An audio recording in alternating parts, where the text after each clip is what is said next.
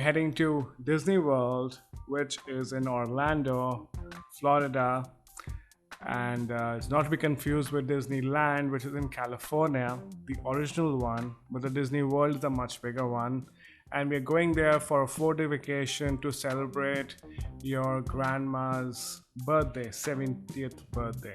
Morgan's mom, the Disney expert of the family, and the whole plan has been made by her.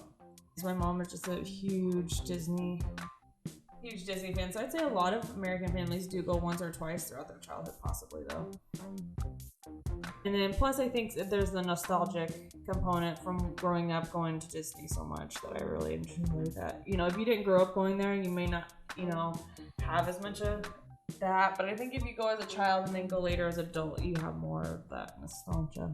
Mom had booked a Disney resort as well, and she was able to put us on her reservation, and we all got magic bands in mail, right? Mm-hmm. And so magic bands help because it's like a band on your wrist, and it has all the information. It has your park tickets, your hotel check-in information. It really helps if you're staying on the park, because then you get your magic bands beforehand. So the Magical Express is the free bus service for people staying on a Disney resort from Orlando International Airport to your respective resort. They have Otherwise, you would just take an Uber, rideshare, taxi, or whatever transportation to your hotel if it's off-site. And that could cost you maybe $60 bucks. Mm-hmm. It was pretty far. Yeah, and I think we figured, because originally we were going to stay off-site, and then we ended up deciding we were going to go ahead and stay on the resort, which we kind of figured would probably have ended up saving us like $250 worth of rideshare or Uber rides, because I think it was 30 minutes outside of the resort to the hotel we were at. So we have way more flexibility, because there's like the Disney transportation system in addition to the Disney Magical Express. And so we figured it ended up saving us probably $250 worth of rideshare just by staying on the resort. Yeah. So if you stay in a Disney resort, the buses run from the resort to all the parks throughout the day. But if you're staying on a hotel outside the Disney World complex, a non-Disney hotel, then they typically have just 1 or 2 shuttles a day. So if you miss that time, then you have to get an Uber. Because the hotel room only gets ready by 2 p.m., 3 p.m., so you can simply leave your stuff with the concierge at the bell desk, and they give you a ticket, and then you can proceed to the first park. It's also a must that you all install the Disney app. Not the Disney Experience. Yeah, My Disney Experience app. It really is useful, and actually you need it. I've been to a lot of amusement parks throughout my life in different places, but Disney World hands down was the busiest. It's the most number of people, and which also means that lines to the popular rides are crazy. You could have lines where you have wait time can be up to 3 hours. But every ticket holder, for every day, you get 3 fast passes, which means you can choose rides before you head there. And those 3 rides at certain time of the day, you can get very fast access. You have to get these fast passes much in advance, so that you are able to get the one which you want for that particular ride. The popular ride, fast passes typically gets over. And then not only for the rides, but if you want to eat and dine at one of the restaurants, a lot of times it's hard to get reservations and eat at some of the really popular restaurants. And so using the Disney Experience, you can also make reservations and make sure that you get to eat at the places that you want to eat at. The first ride was the Haunted Mansion. It's not anything like actually super, super scary or thrilling, or like, if you're an adult and, you go on it for the first time, it's not geared towards really scaring you as an adult. It's just cute, and it's entertaining. So first we were trying to do the rides which we had fast passes, and we had some morning fast passes, so we just getting done with that, because after you finish your 3 fast passes, you have an opportunity to get a 4th fast pass of the day only once you finish the 3 fast passes. So it's a good idea to have fast passes in the first half of the day, so you can get the 4th one ASAP as well, and then you can start lining up for the rides. So after that, we went to Adventureland, which has the Pirates of the Caribbean. So the ride has been there forever, but after the movies came out, they've added Johnny Depp into it. And his robot thing, what do you call it? Animatronic character? I don't know. Yeah, his character is super realistic, especially his eyes. Like, it's probably like he's looking at you.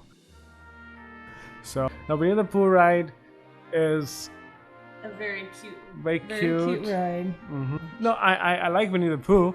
It was just not like when I imagine rides, I always think of rides from Six Flags and Universal, which are thrilling, fast, and kind of scary. But after this time in Disneyland, I've come to appreciate Disney World. I've come to appreciate that it's not always about the speed and the thrill of a ride. It's the whole experience. It's what the magic which brings to your experience. Well, and really the good majority of them at Disney World in general are more family oriented. And sometimes it can be kind of challenging because, especially if you don't have a fast pass and you're waiting for like 50 minutes, 65 minutes, or a little more, and you're waiting on something like the Winnie the Pooh ride and you get on it, it's like 2 minutes and you're like, wait, I just waited like 70 minutes for this. So you just kind of have to be, kind of prepared and, get an idea of what you're getting into. Because, there's still definitely something to really appreciate and, enjoy about it, but just have the right mindset going into it. Then we got the fourth pass of Little Mermaid. Which is really similar to Winnie the Pooh. Yeah. A lot of them have this similar, like you get in a little buggy and then you go on a little ride and then you look it around, you look at all the environment and the one in the one for the Little Mermaid kind of tells a story of the movie. The classic it goes through the classic movie, and especially if you love Disney movies. You just really appreciate it. You leave the ride wanting to go watch the Disney movie. If you haven't really watched any of the Disney movies, you may have a little bit less appreciation. But whenever you go on these rides, it makes you really think about the movies. A couple of things for food and beverage we must try is there's the pineapple drink near the Pirates of the Caribbean ride. That's very famous. It's a pineapple ice cream and a pineapple drink. Oh, Gaston from Beauty and the Beast Tavern. Yeah. And it's called Foo's Brew, I believe. It's like a slushy cider with like a marshmallow cream in it, and it's very good. Yeah, it's really sweet. You can't finish the whole thing. Sweet. So if you're a couple of you, I would recommend just getting one to share it. Then we went to the slowest ride of them all, which was... It's a Small World. It's a Small World. It's actually a cute ride where they take you through these dolls representing all the different nations of the world.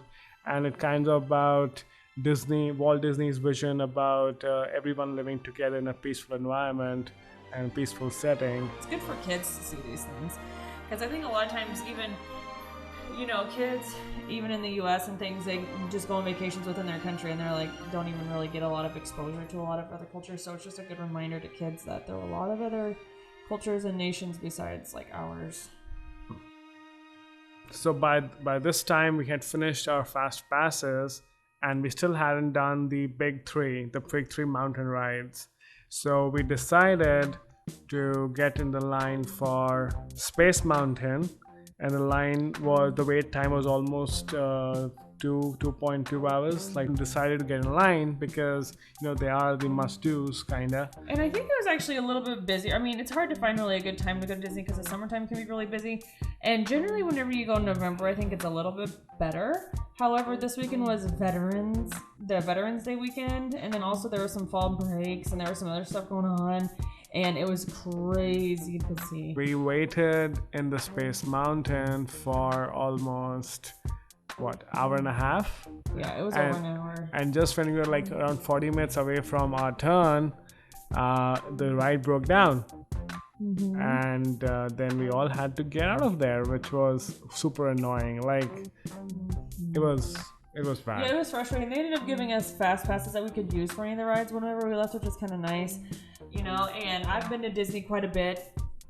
speaking. And to then my us. mom has been to Disney a lot, and that's the first time that that's happened. So I mean, it's not that it doesn't, because the rides do break down and things like that. But it just seemed, I mean, it's not something that happens really regularly. It was just an unfortunate deal, and I kind of feel like there were a few times like throughout this trip that they were having trouble. Like either, you know, with this one where we had to get off it and they broke, you know, the ride shut down, or we got on it and it was paused and you're waiting and then you're kind of just hanging on the, you know, ride for a little bit. It seemed like it happened a few times, but Something like that. yeah, something like So that. the two roller coasters with the mine theme, one is called Thunder Mountain, and the other one is the Snow White ride. It's actually probably the most popular ride in Magic Kingdom.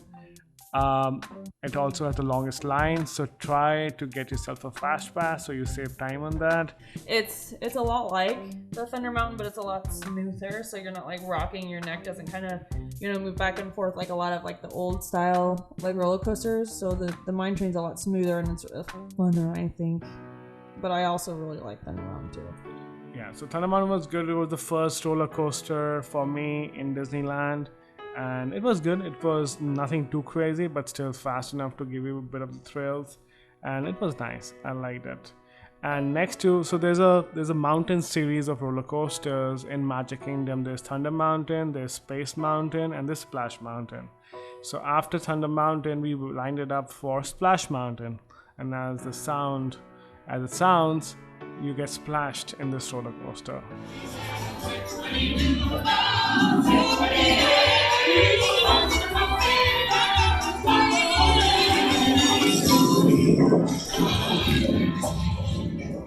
The Splash Mountain was one of my favorite rides at Magic Kingdom, not only because it had a steep drop, but I just enjoyed the whole story. I suggest, I mean, if you do go at a busy time, to use the Disney Experience through the mobile order and then go, and then whenever you get there, say I'm here, and then sometimes that might speed up the process a little bit. And that's another thing with the Magic or the Disney Experiences. It lets you know, it keeps you up to date on what the wait times are on all the different. Yeah, it also works as a map to know where you are in the park, so you can like take directions. and Yes, stuff. it helps navigate you through the park.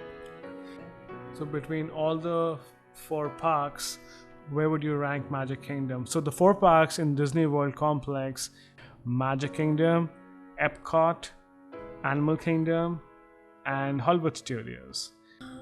I mean, I feel like Magic Kingdom is probably my favorite. I mean, it just overall has the most like kind of magic, it's just the most charming. It's just has more of that like Disney magic experience. It has the most nostalgic definitely the most elements. nostalgia of all of them. Yeah. So we finished the first day at around 6:37 because we had reservations at the Trail Restaurant at the Fort Wilderness ground in Disney World. And just to let you know, it costed me around $670 for the 4-day ticket. More days you book, the cheaper it becomes, but only by a few dollars. Thank you for watching. Thank you for watching Love and Passports.